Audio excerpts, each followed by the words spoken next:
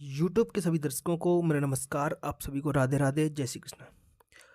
व्यापम की vocab super fast revision classes में आप सभी का स्वागत है। तो चलिए शुरू करते हैं आज की क्लास। व्यापम की अलग अलग परीक्षाओं में आए हुए प्रश्नों को हम यहाँ पर हल कर रहे हैं। क्वेश्चन नंबर 11 देखिए जरा। आपको इसका वन वर्ड बताना है। वन हु कलेक्ट्स कॉइन्स, जो कॉइन्स मतलब सिक्कों को इकट्ठा करता है। बताइए जरा इसका आंसर। इसका आंसर क्या होगा बताइए जरा।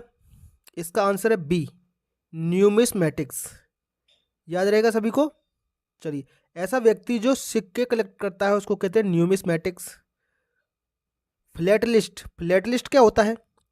फ्लैटलिस्ट वो व्यक्ति होता है जो स्टाम्प्स कलेक्ट करता है, जो पोस्ट ऑफिस में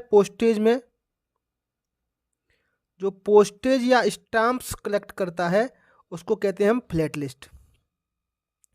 आर्कियोलॉजिस्ट, ARCHIEVE, आर्काइव। पुरानी चीज़ों के लिए हम शब्द प्रयोग करते हैं आर्काइव। ठीक है, तो ऐसा कोई व्यक्ति जो पुरानी चीज़ों का अध्ययन करता है, चाहे तो बिल्डिंग वगैरह या जो चीज़ें मिलती हैं उनके आधार पर उनका अध्ययन करता है, ठीक है, तो वो आर्कियोलॉजिस्ट कहलाता है। एक चीज़ जो आप याद रखें, लॉजी, अगर किसी शब्द के आगे लॉजी शब्द लगा है उसका मतलब है साइंटिफिक स्टडी। किसी भी चीज़ की वैज्ञानिक अध्ययन क्या कहलाएगा? किसी भी चीज़ की लॉजी कहलाएगा। लॉजी उसमें क्या लगेगा? आपका प्रत्यय लगेगा, जिसको हम बोलते हैं सफिक्स। ठीक है, अगर प्रत्यय IST लगा है तो वह व्यक्ति बन जाएगा, कोई स्पेशलिस्ट हो जाएगा। जैसे जैसे आर्कियोलॉजी होता तो पुरानी चीज़ों का अध्ययन, आर्कियोलॉजिस्ट IST लगा है तो वो व्यक्ति जो पुरानी चीज़ों का अध्ययन करता है। क्लियर हुआ? एक मैं शब्द देता हूं, गायनेकोलॉजी। गायनेको, GYANAE, gynae. गायनी मतलब होता है फीमेल। गायनेकोलॉजी, गायनेकोलॉजी मतलब महिलाओं का अध्ययन, गायनेकोलॉजी है ना। और गायनेकोलॉजिस्ट होता तो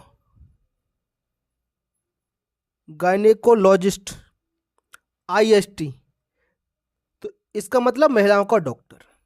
ठीक है, तो IST और लॉजी जो शब्द जुड़े हैं पीछे, उनका मतलब आप समझ गए होंगे। ठीक है, चलिए आगे। कॉनोइजर, कॉनोइजर क्या होता है? जिसको आर्ट के बारे में ज़्यादा नॉलेज हो, आर्ट के बारे में, अब वो म्यूजिक हो सकता है या फूड का टेस्ट हो सकता है। ठीक है, person who knows a lot about art, good food and music. ये या फिर हम कह सकते हैं good taste of art. Art, किसी भी कला का अच्छा सा उसको अनुभव हो, वो कहलाएगा कॉनोइजर। चलिए अगले प्रश्न की तरफ बढ़ते हैं। One who is unable to पे हिज डेब्ट। डेब्ट माने होता है कर्जा। ठीक है, जो अपना कर्जा उतारने में असमर्थ हो, इसको ओ भी बोलते हैं, डेब्ट, ऋण, कर्जा। तो उसको हम कहेंगे बैंकरप्ट। आंसर है इसका सी। बैंकरप्ट का एक और मीनिंग है इंसॉल्वेंट। हिंदी में इसको कहते हैं दिवालिया। ठीक है, सॉल्वेंट इसका क्या हो जाएगा? अपोजिट हो जाएगा। सक्सेसफुल माने सफल, आप जानते हो। वेल्थी माने prosperous, rich, well to do, धनवान व्यक्ति। अगला क्वेश्चन है question number 13। The life history of a person written by himself. Himself होता है स्वयं के द्वारा। अगर कोई अपने जीवन के बारे में, अपने जीवन के इतिहास के बारे में स्वयं लिखे तो उसको कहेंगे हम ऑटोबायोग्राफी। आंसर हो जाएगा इसका डी। ऑटो का मतलब होता है स्वयं, सेल्फ। ठीक है, जिसको हिंदी में कहेंगे जीवनी।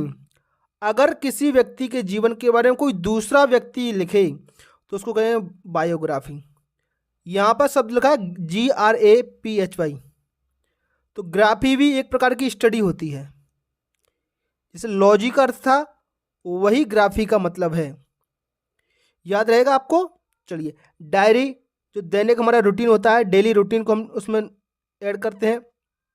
नोवेल, NOVEL, नोवेल, इसका एक तो मीनिंग होता है न्यू, नया अगर एडजेक्टिव है तो, है ना। नोवेल माने न्यू, बिल्कुल नया, नई चीज। एक नोवेल का मतलब होता है उपन्यास। मुंशी प्रेमचंद जी क्या थे? उपन्यास सम्राट थे, नोवेल। ठीक है, याद रहेगा। नोवेल क्या होता है? N extended fictional work. क्या है? फिक्शनल वर्क है, फिक्शनल वर्क्स। वर्क्स मतलब रचनाएं, फिक्शनल मतलब जो जरूरी नहीं है कि सत्य है, बस ये काल्पनिक रचनाएं हो सकती हैं किसी भी चरित्र के बारे में। Usually in the form of story.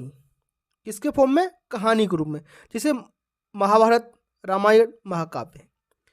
ठीक है, चलिए। अ पीरियड ऑफ 1000 ईयर्स, 1000 सालों का एक समूह, एक समय अंतराल, उसको कहेंगे मिलेनियम। क्या कहेंगे उसको? मिलेनियम। तो डिकेड क्या होता है भाई? डिकेड होता है 10 साल, 10 years. A period of 10 years is called decade, या कह सकते हैं a group set of series of 10। ठीक है, दशक। अगला सेंचुरी। सेंचुरी क्या होता है? ये 100 साल का होता है ना। सेंचुरी क्या हो गया? A period of 100 conjugative years, लगातार 100 साल, है ना, तो उसको कहेंगे सेंचुरी। सेंटिनरी क्या होता है फिर? सेंटिनरी क्या होता है भाई? ऐसा व्यक्ति जो 100 साल जी चुका है। सेंटिनरी, 100 साल से है वो कोई चीज, तो 100वीं एनिवर्सरी मनाते हैं, तो वो सेंटिनरी कहलाएगा। नेक्स्ट क्वेश्चन पर आते हैं, question number 15। The scientific study of the sun, the moon, the stars. किसी भी चीज का वैज्ञानिक अध्ययन, सन, मून और स्टार्स का, क्या कहलाएगा जरा बता रहे हो? एस्ट्रोनॉमी। बिल्कुल सही, 15वें का आंसर है एस्ट्रोनॉमी ए। अब आंसर तो आपने ढूंढ लिया, बहुत अच्छी बात है। बाकी के इनके भी अर्थ बता दो मुझे। पाल्मिस्ट्री, पाल्मिस्ट्री आपने सुना हो? हस्तरेखा विज्ञान। हस्तरेखा, आपकी हथेली को देख करके ज्योतिषी आपका भविष्य बताते हैं, उसको बोलते हैं पामोलॉजिस्ट। वही व्यक्ति है तो आईएसटी लगेगा। पामिस्ट्री मतलब क्या हो गया? Telling future from the lines on the palm. भाई आपकी हथेली पे जो लाइन होती है उनके द्वारा आपका भविष्य बताने वाला व्यक्ति पामिस्ट्री कहलाएगा। एंथ्रोपोलॉजी, बड़ी बताओ बताओ जरा, एंथ्रोपोलॉजी क्या होती है? तो एंथ्रोपोलॉजी होती है ह्यूमैनिटी का अध्ययन। किसका अध्ययन? ह्यूमैनिटी का, मानवता का अध्ययन। क्या कहलाएगा? Study of humanity. मानवता का अध्ययन कहलाएगा anthropology, the holistic scientific and social study of humanity. मानवता का एक होलिस्टिक संपूर्ण अध्ययन क्या कहलाएगा? आपका एंथ्रोपोलॉजी। ठीक है, चलिए एक शब्द और बच गया मेरा, हॉरोस्कोप। हॉरोस्कोप क्या होता है? ग्रह नक्षत्रों के बारे में, किसी भी पर्टिकुलर डेट या समय पर ग्रह नक्षत्र, आपके स्टार्स और प्लेनेट की क्या पोजीशन थी, वो कहलाता है आपका हॉरोस्कोप। याद रहेगा। जैसे किसी का जन्म होता है तो शुक्र ग्रह कहाँ था, किस नक्षत्र में था, मंगल ग्रह किस नक्षत्र में था, इस तरीके का। Position of planets and stars at the moment of someone's birth, किसी के जन्म पर, वो कहलाएगा आपका हॉरोस्कोप। चलिए क्वेश्चन नंबर 16 का आंसर दीजिए फटाफट से, आपकी स्क्रीन पर आ चुका है। Question number 16। A number of people listening to a lecture. किसी भी भाषण को, किसी भी संदेश को कुछ लोग सुन रहे हैं, उनको क्या कहेंगे हम? सुनने वालों को कहा जाता है श्रोता, हिंदी में कहते हैं श्रोता। ठीक है, अंग्रेजी में कहेंगे ऑडियंस। Audience, AUDIO। ऑडियो माने आवाज, जो हम सुनते हैं साउंड। ऑडियो माने साउंड या आवाज, तो ऑडियो से ही बना है ऑडियंस। क्राउड मतलब भीड़। ऑरेटर, ऑरेटर का मतलब होता है वक्ता। वन हू स्पीक्स, जो भाषण देता है उसको कहेंगे ऑरेटर, वक्ता, बोलने वाला। स्पेक्टेटर्स क्या होगा? स्पेक्टेटर्स का मतलब है दर्शक, जो देख रहा है वहां बैठ करके, वो स्पेक्टेटर होता है। स्पेक्टेटर्स। ठीक है, चलिए अगला बताइए जरा, क्वेश्चन नंबर 17 आपकी स्क्रीन पर। अलाउंस, अलाउंस मतलब मुआवजा टाइप का। Paid to wife on legal separation, कानूनी अलग होते हैं पति पत्नी, जिसको डाइवर्स बोलते हैं। डाइवर्स के बाद जो अलग होते हैं तो उस कुछ पैसा पति के द्वारा पत्नी को दिया जाता है, दैट इज कॉल्ड, बताइए जरा बताइए। Yes, alimony. क्या कहेंगे उसको? एलिमनी कहेंगे। ठीक है। एलिगेशन क्या होता है? एलिगेशन होता है ब्लेम, किसी पर आरोप लगाना। एक्यूज, एक्यूज, एक्यूजेशन नाउन बन जाएगा। ठीक है, ब्लेम हो गया। चार्ज, किसी पर चार्ज लगाना। ये चार्ज और एक्यूजेशन, ब्लेम क्या होता है? ब्लेम क्या किसी पर भी आप लगा सकते हो, वो फैक्ट नहीं होता, सच कुछ अलग होता है। बस आपके आरोप के भाई इसने चोरी की है, अब उसकी जांच होगी, इन्वेस्टिगेशन होगा, फिर कोर्ट में जाएगा मैटर, तब पता चलेगा कि भाई ये आरोपी है कि नहीं है। कल्प्रिट बोलेंगे आप उसको, बाद में क्या बोलेंगे? कल्प्रिट। तो शुरू में केवल एक्यूज लगाया जाता है, चार्ज लगाया जाता है, उसको ब्लेम कहते हैं या एलिगेशन आरोप कहते हैं। हिंदी मतलब होता है आरोप। चलिए हो गया जरा। कोई बच्चा डॉबरी, डॉबरी मतलब होता है दहेज। शादी के समय एक गिफ्ट दिया जाता है, उसको दहेज बोलते हैं। चलिए क्वेश्चन नंबर 18 फटाफट से बताइए। One who is employed to drive a motor car, किसी भी व्यक्ति को हम मोटर कार के लिए रखते हैं, चलाने के लिए भाड़े पर रखते हैं, उसको हम बोलते हैं क्या? ड्राइवर। ड्राइवर तो ऑप्शन में ही नहीं है भाई, उसको बोलेंगे, बताओ जरा। चौफर, चौफर, चौफर हमारे सारथी बोलते हैं, मैं इसको हिंदी अर्थ है इसका सारथी। ठीक है, लेकिन उसको क्या बोलेंगे? चौफर। राइट। राइडर, जैसे कोई बाइक है, कोई बाइक को कोई व्यक्ति चला रहा है तो वो क्या कहलाएगा? आप इसका राइडर कहलाएगा। ठीक, साइकिल भी चलाएगा, राइडर होगा।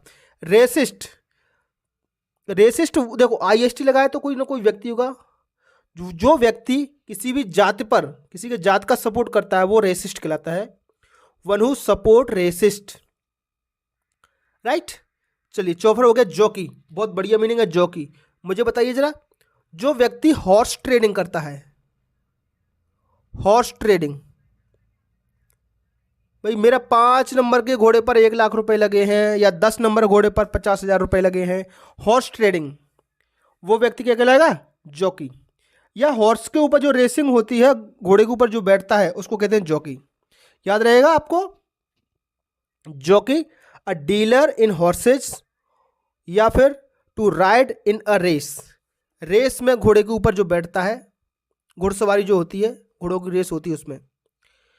चलिए question number 19, a person who does not believe in God, ये रिपीट हुआ है क्वेश्चन, इससे पहली वाली क्लास में आया था, उसको बोलते हैं हम नास्तिक। बिल्कुल सी सही आंसर है, एथीस्ट। बाकी बिलीवर, जिसको हम विश्वास कर सकते हैं। स्पिरिचुअल क्या होता है? स्पिरिचुअल वो व्यक्ति होता है जो इंटेलेक्चुअल एम्पावरमेंट ऑफ माइंड, मतलब दिमाग की आध्यात्मिक शक्ति के बारे में बात करता है। सुपर नेचुरल भी इसको हम कह सकते हैं। स्पिरिचुअल क्या बोल सकते हैं? Super natural. राइट।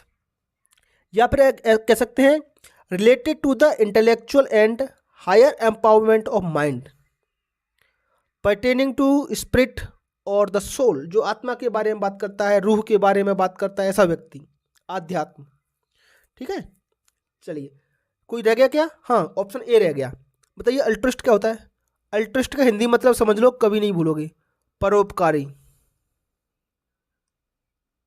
परोपकारी व्यक्ति कौन होता है? जो अपने भले की नहीं सोचता कभी भी, हमेशा दूसरों की हेल्प करता है। Right, that is called altruist. अच्छा, अल्ट्रुइज्म कर दूं तो, ISM लगा दूं तो, ALTRUISM, अल्ट्रुइज्म क्या हो जाएगा? अल्ट्रिस्ट, देखो IST लगा तो वह व्यक्ति जो परोपकार करता है। अल्ट्रुइज्म मतलब परोपकारवाद, वो प्रथा, दूसरों की हेल्प करने की जो प्रथा क्या कहलाएगी? अल्ट्रुइज्म कहलाएगी। राइट। चलिए अल्ट्रुइज्म को और क्या बोल सकते हो? सेल्फलेसनेस बोल सकते हो, फिलैंथ्रोपी बोल सकते हो, दूसरों की मदद करने वाला। ठीक है। डिवोशन टू हेल्प अदर्स, ये बढ़िया शब्द है, डिवोशन टू हेल्प अदर्स। चलिए आज का last question, question number 20, choose a bird. चलिए ये तो पढ़ ही लेंगे आप। अ कलेक्शन ऑफ पोइम्स, कविताओं का संग्रह क्या कहलाएगा बताइए जरा। कविताओं का संग्रह कहलाएगा आपका एंथोलॉजी। ऑप्शन ए सही है। देखो एंथ्रोपोलॉजी हमने पढ़ा था, जो ह्यूमैनिटी के बारे में अध्ययन करते हैं एंथ्रोपोलॉजी होता है, ठीक है। ये एंथोलॉजी है, याद रहेगा, ANTHO और ANTHRO, anthropology. Anthropology study of flowers भी होता है। स्टडी ऑफ फ्लावर्स क्या कहलाता है? एंथ्रोपोलॉजी। ह्यूमैनिटी का अध्ययन भी यही कहलाता है, अपोलॉजी। एपोलॉजी मतलब होती है एक्सक्यूज, क्षमा मांगना, किसी से क्षमा मांगना, apiology.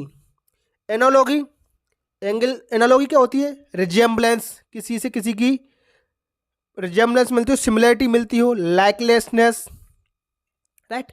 Literature, D option literature, collection of poems and stories usually different authors, अलग अलग लेखकों की कुछ कविताएं और कहानियों को संग्रह क्या कहलाएगा? लिटरेचर कहलाएगा। इसको प्रिंटेड वर्क्स भी बोल सकते हो आप, लिखित काम हो जाएगा, राइट।